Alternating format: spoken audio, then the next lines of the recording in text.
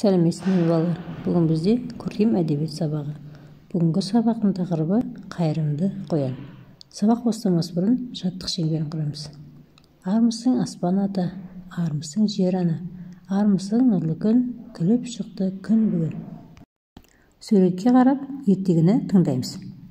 Мейрам күні әке шешесі кішкене баласын қонақ шақыруға жұмсайды.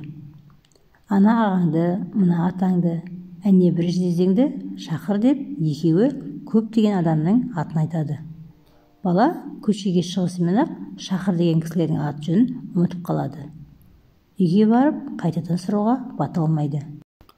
Ол ойланып тұрып, ауылдың адамын тегіс шақырайын, солармен бірге шақыр деген адамдарда келеді ғой деп ойлайды. Сөйтіп ол үй біткеннің бәріне кіріп, ауыл адамдарын тегіс қонаққа шақырады. Барлығы да шақырғанына риза болып келетіндерін айтады. Бала үйіне қайтады. Түсте қонақтың алды жинала бастайды. Ауылдың барлық адамы жиналып, енді тек дастарханның жайылуын күтеді. Баланың әке-шешесі жиылған жұртты көргенде шошып кетіп, "Мұнысы несі? Мұнша жұртқа тамақты қалай жеткіземіз?" дейді. Бала шақыр деген адамдарын ұмытып қалғандықтан үйге кел деп жұртқа түгел хабар бергенін мойындайды. Жұрт дастарханның жайылуын сарғая күтумен болады. Ақыры әке-шешесі үйдегі барлық тамақты дастарханға қояды. Бірақ онысы жиын топқа аздық етеді. "Өзің бүлдірген істі өзің жөнде" деп ата-анасы баласына ренжиді. Бала көз жасын сорғалата үйден атып шығып, тоғайға кетіп қалады. Ағаш түбінде отырып ағыл-тегіл жылайды. Кенет ескі досы қоян жүгіріп оның қасына келеді. Бұл қоянды ол кішкене көжек уақытында тауып алып, үйінде бағып өсірген соң тоғайға алып қоя берген болатын. Бала өз жайын қоянға айтып береді. Қоян артқы аяғына шоқиып отырып, қалқан құлағымен бәрін тыңдап алады. Сонан кейін алдыңғы екі аяғымен баланың қолынан ұстайды да, "Жарайды, қапаланба достым, үйіңе қайт, бәрі де жақсы болады" дейді. Соның артынша тоғайға кіріп жоқ болады. Қоянның айтқан ақылын алып, бала ауылына қайтады. Үйіне келсе, дастархандағы асты ішіп жеп болған қонақтар тағы да тамақ дәметіп отыр.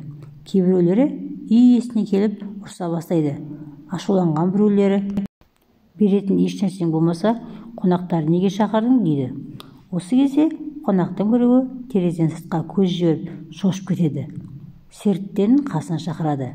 Алғашында бәрінің де зәре-құты қалмағанмен, артынша жүректері тоқтап, олар да қайран қалады. Көше түрлі аңдарға толып кетіпті. Барлығының да көтерген жүгі бар. Тура үйге қарай келе жатады. Аюлар балды қораға кеспек-кеспегімен домалатып әкеліп кіргізеді. Қасқырлар бірнеше тұтас қойдың етін әкеледі. Бұғылар мүйізіне іліп шелек-шелек сүт әкеледі. Түлкілер тауық пен қоян етін алып келеді. Тиін мен қояндар шелек-шелек жаңғақ пен жидек теріп әкеледі. Баланың үйіне осы тағамның бәрін әкелуді өзінің ормандағы достарынан өтінген қоян еді. Ол қонақтарға өзін бала қалай асырап өсіргенін, сосын тоғайға қалай апарып қоя берген түгел айтады. Аңдар әкелген тамақтарын қораға үйіп төгеді де, жұбын жазбай қайтадан тоғайға кетіп қалады. Таң қалған қонақтар үндей алмай, ауыздарын ашып тұрып қалады. Әке-шешесі қуанғаннан не істерін білмейді. Ал бала ол екеуінен бетер қуанып, қоян досына риза болады.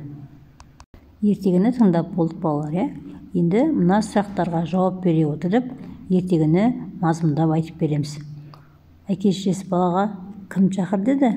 Бала кімдерді шақырды? Әкесі баласына не үшін ұрысты?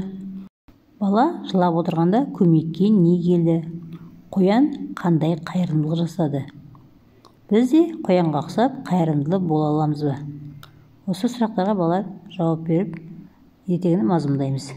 Енді кітаптың бетінде мақал берілген. Осыны жаттап аламыз. "Досы көпті жау алмайды, ақылы көпті дау алмайды." Келесіде сурет берілген. "Сен де достарыңды қонаққа шақыр, дастарханға қоятын тағамдардың суретін сал" дейді. Мына жердегі балалар дастарханға біз не қоямыз, соның суретін саламыз. Осымен бала, сабақ аяқталды. Назарларыңызға рахмет. Сау болыңыздар.